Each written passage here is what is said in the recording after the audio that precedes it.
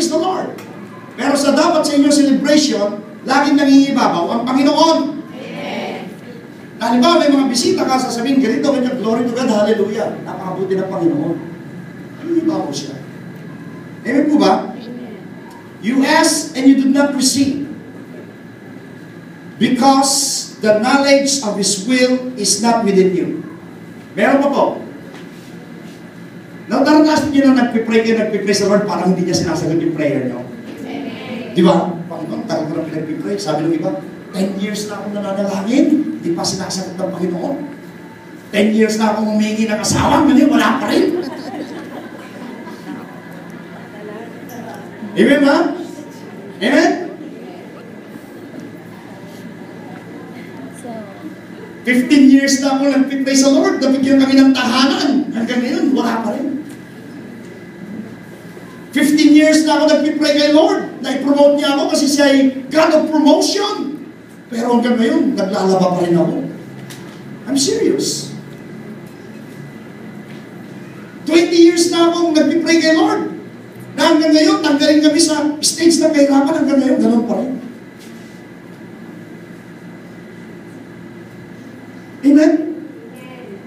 Nagpipray naman ako kay Lord. Bakit hindi niya dinidinig yung panalangin ko? O hindi niya sinasagot? Tingnan natin, may sagot nila. James chapter 4.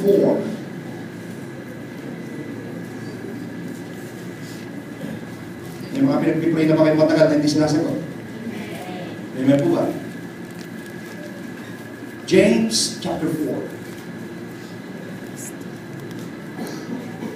Amen. Bago natin basahin ito, tumingin kayo rito, may sasabihin ako statement. Ang Diyos siyang nakakalam ng lahat ng bagay.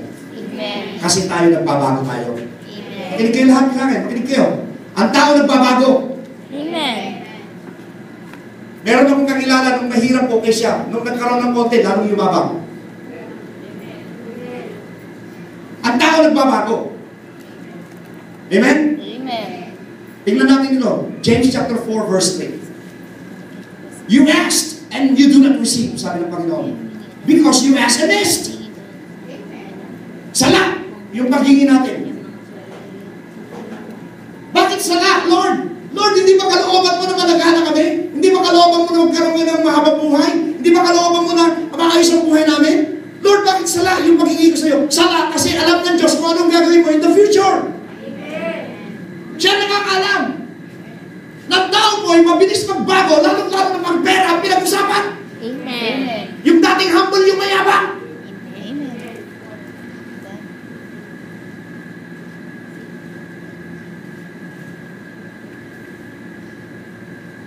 Matahimik kayo, no? You ask amiss.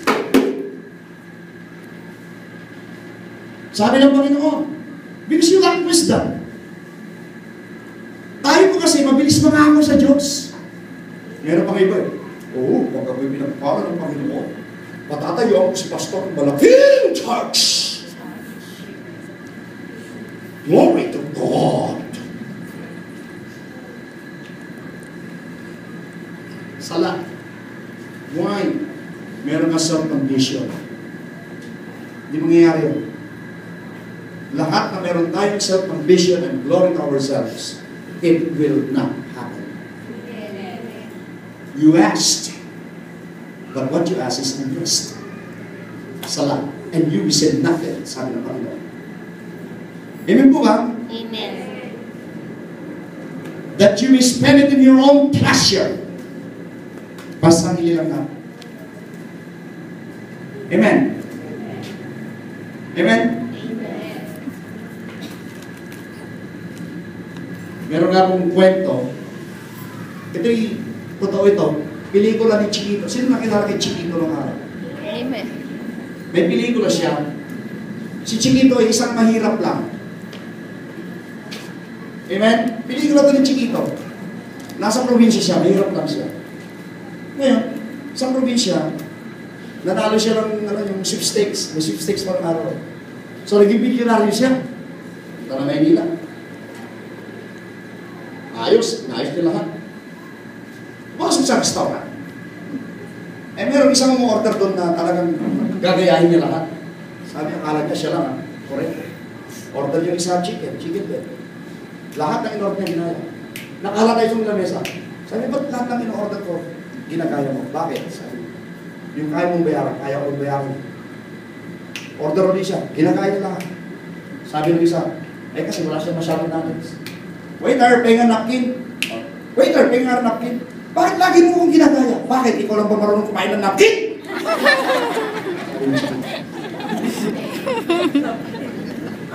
Nakakatawa nila. Pero may knowledge yun. May lesson doon. Kung wala kang knowledge, it's a dangerous state. Amen.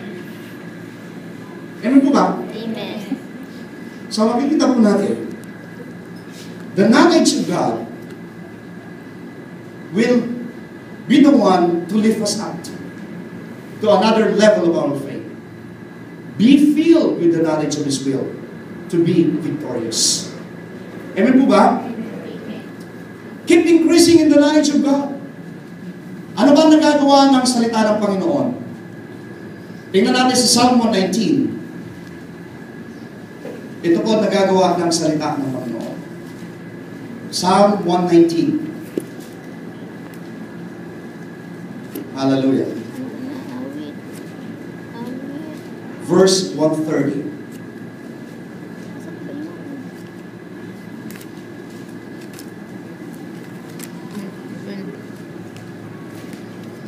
Psalm 119, verse 130. Psalm 119, verse 130.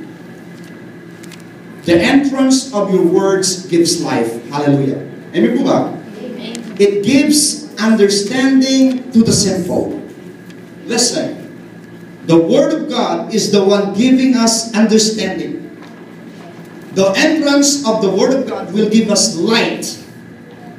The entrance of the Word of God, ito pong salita ng Panginoon, ito po magbibigay sa atin ng kaliwanagan. The entrance of the Word of God is so much important. This is the foundation of every believer in Christ. The Word of God. Kung wala pong salita ng Diyos, we will never be increasing in faith.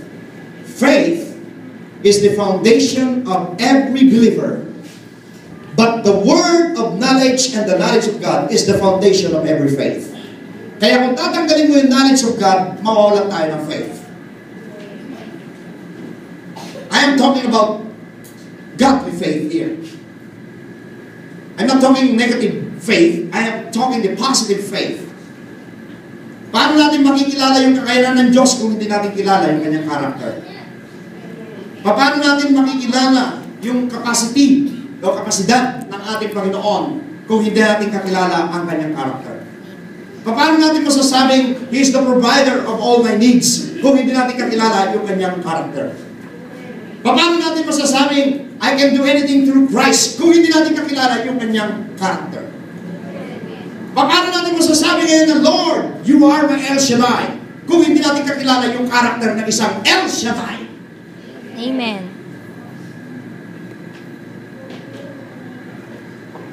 Amen po ba? Amen.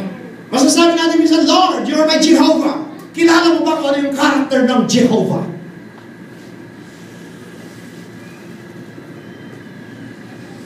This is how we will increase in our faith. Ang church po na mahina sa salita ng Panginoon, mabagal ang paglago. Kaya nga, itong 2013, babaguhin natin ngayon. We need to study more on the Word of God. More on the Word of God. Para po tayo lumago.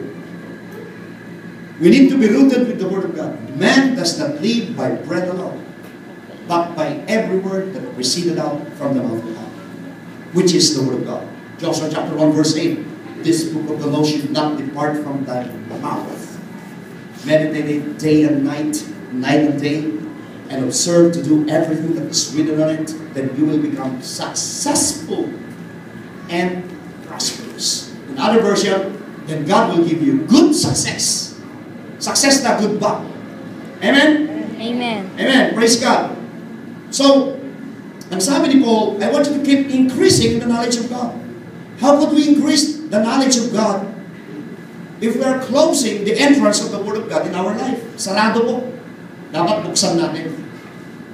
Amen ba? Amen. Buksan natin. Hindi po natin mapiplease ang Panginoon sa mga pinaggagawa natin without the entrance of His Word. Ito po kasi salita niya, ito po yung kikilos sa ating buhay, then we will act automatically in accordance to the will of God. Si Haring David po, pinag-aaralan ko po yung buhay niya. Si Haring David ay naging successful sa Panginoon, even though siya po ay, marami pong kasalanan si David, marami siyang mistake, marami siyang shortcomings. Pero isa siya sa mga men of God na nakalagay po sa ayon po sa Bible is, it is in the history. At siya po sa lahat ng manggagawa ng Panginoon, si David lang ang sinabihan ng Panginoon na ginawa niyang kagaya ng puso ng Diyos. Maganda po yung puso ni David eh. Na even though marami siyang mistakes, na even though marami siyang pagsubok sa kanyang buhay na hindi maganda, mga nangyaring hindi maganda, nandyan yung nag-murder siya, nagpapatay siya. Siya po ang mastermind sa pagpatay sa asawa ni Bathsheba, si Uriah. Nandyan yung nakalunya siya. Nandyan yung nakapatay siya. Marami siyang kasalanan nagawa, marami shortcomings si David. Pero makita po natin, the entrance of the Word of God in his heart, ito po yung nagpapalambot sa kanyang puso. That every time na pumapasok po ang salita ng Diyos sa kanyang buhay, ang ginagawa ni David, ito po ay kanyang treasure at kanyang, kung ano man yung mga nagawa niya, humingi siya agad ng repentance sa Panginoon at siya po ay nagpapahugas ng salita ng Lord. And that pleases God. Amen po ba? Amen. Dahil sa salita ng Panginoon. It's the Word of God. Kaya pala sabi ni Jesus, ang naglinis sa inyo ay ang aking salita. Kapag tinanggap mo na ikaw nilinis na ng Panginoon, faith ang kailangan mo. Amen po ba? Amen. Now, yung faith mo naman, ang pundasyon nito, ay yung knowledge of the will of God. Without the knowledge of the will of God, your faith has nothing to do with the victory that you have in your Christian life. Kaya nga po, why I am teaching this, inuna ko po itong knowledge para po mamayang gabi, mamayang alas 6, hindi ko lang po sasagasaan ng knowledge. Ang sasagasaan ko na lang is how to acquire. Paano mangisda? At paano tatawagin ang mga isda? Doon po sa tinatawag natin ang huli natin. Kasi ang sabi sa mga Kristiyano, huwag daw natin hanapin ang pagpapala. Amen. Ang pagpapala ang lalapit sa atin. May gagawin po tayo para lumapit. Alam niyo ba yung pain? Amen. Di ba yung pain, bubuksan mo, lalagyan mo ng pangpain? Ang Panginoon po hindi. Buksan mo yung lalagyan mo, papasok siya po sa loob.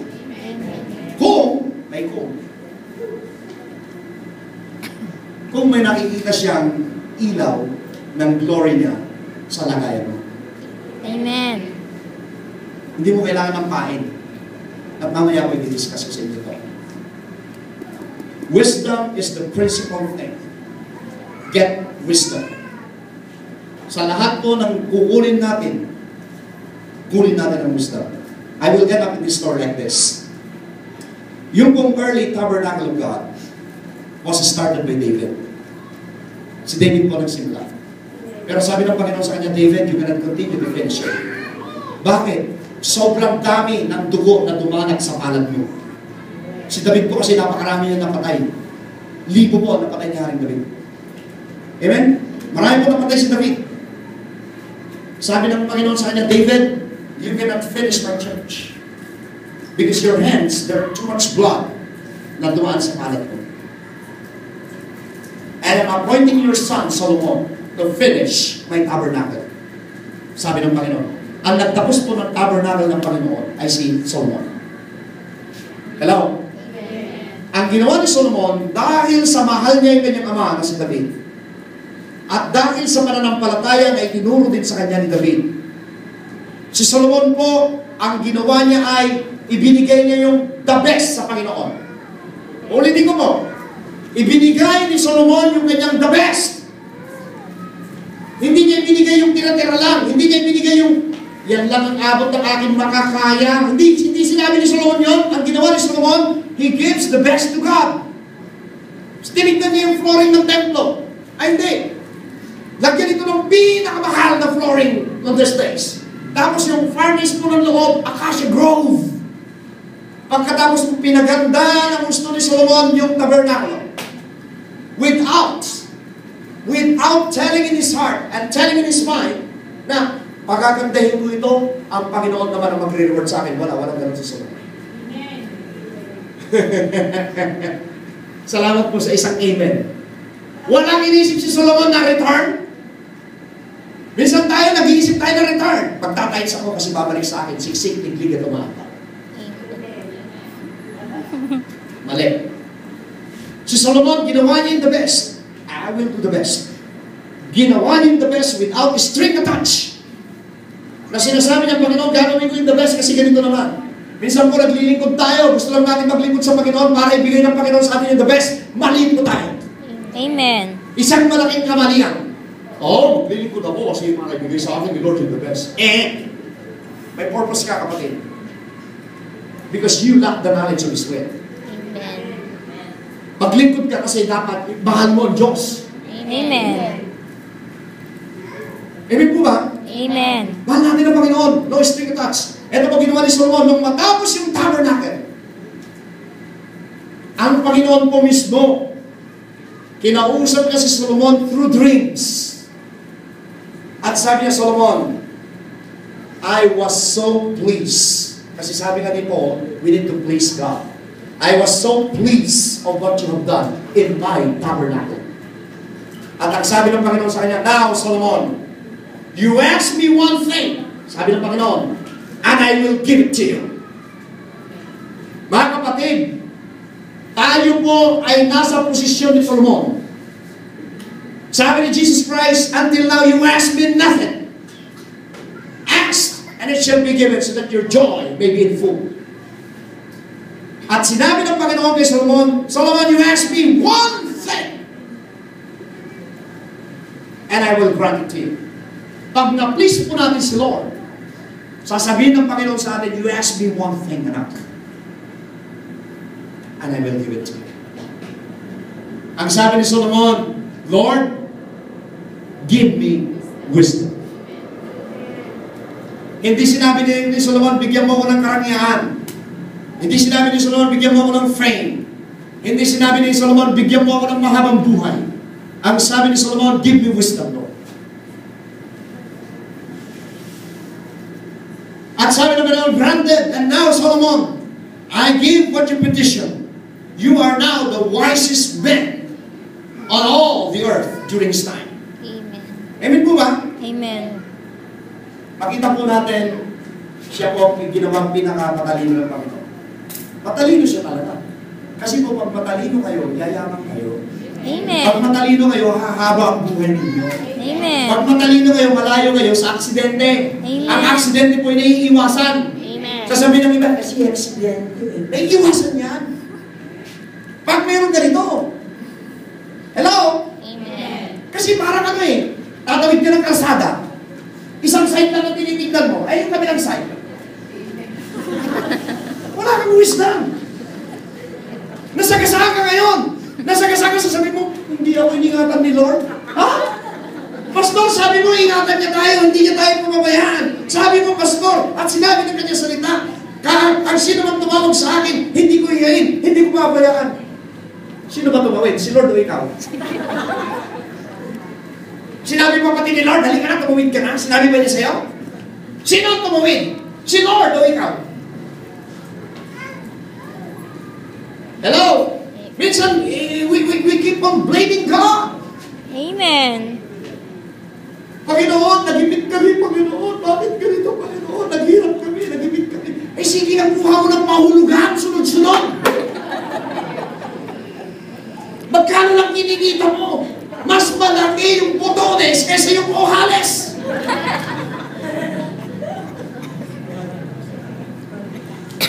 Wala kang wisdom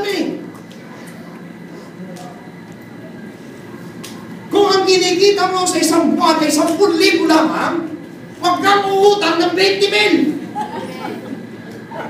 I'm talking wisdom, brothers and sisters. Pero kapag ang desire mo ay malaki, bring it to God. And God can send His blessing towards you. Amen. Pero yung gagawa ka ng way mo, yung kapitbahay namin, may bago siyang LED. Kukuha rin ako ng LED. Kung hindi mo kaya, sasabihin mo, Lord, hindi ko po kaya, pero gusto ko mayroon kaming LED na 55 inches. Yes, sir. Kilala ko po.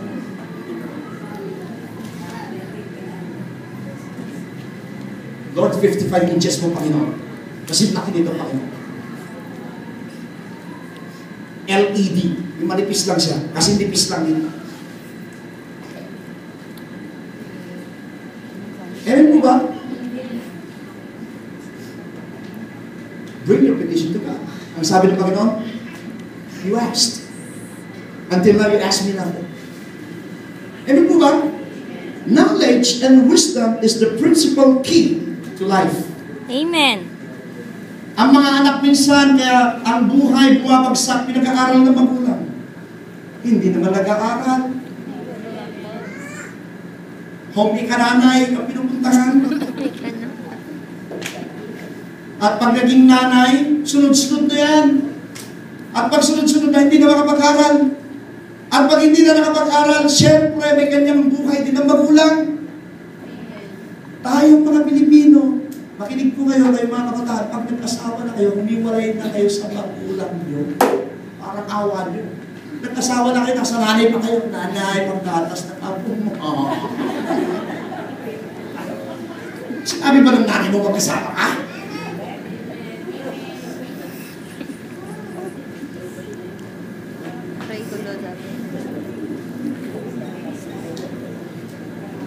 Wisdom.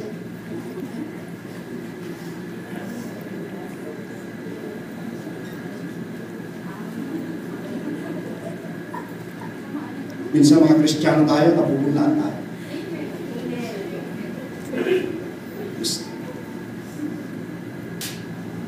Hindi na bali mag-commute ka, okay lang yun. Kaysa naman kumuha ka ng sasakyan, mahirap ka lang maghulog. Sabi mo sa Panginoon, Lord, hindi habang buhay naglalakad ako, Panginoon. Hindi habang buhay nakikisakay ako ng FX. Hindi habang buhay sumasakay ako sa jeep. Pagpapalain ka ng Panginoon. Amen. Pero kung halimbawa gusto mo, Lord, gusto ko ngayon, Solomon, Lord, Solomon.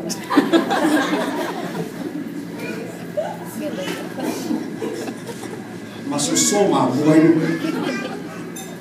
Amen po ba? It's Amen. Amen. Sometimes we praying people, Lord, nakita, I want Him, Lord. Lord, I want Him. I want pati. I want. Is it in the will of God? Hindi mo ba siya kilala? Merit na pala yun? Tapos I want Him, but I want Him. Lord, I want Him. Lord. Want to God. It's not in the will of God. Amen po ba? Amen. Gusto niya si John Lloyd. May girlfriend na si John Lloyd.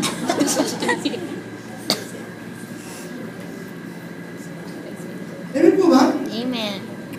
Let the will of God happen in our life. We can only know God if we are filled with His knowledge. Mga kapatid, dito ang magwawakas. You need to be filled with the knowledge of God so that you could walk upright in His presence. Whatever you have, be thankful. Whatever you have right now, be thankful. Whatever you have right now, be thankful. Whatever you have right now, I said be thankful. Amen. In everything, give thanks. Amen. Always acknowledge Him. Amen. And always ask Him, Lord, what do you want me to do? Amen. What is it that you want me to do? Do you want me to continue serving you, Lord? Oh, absolutely, the Lord will say, of course. But kailangan po meron tayong knowledge of His will that we are pleasing in the eyes of people and in the eyes of God. Amen po ba? Amen. Palakpakan po natin ang Diyos ng buhay.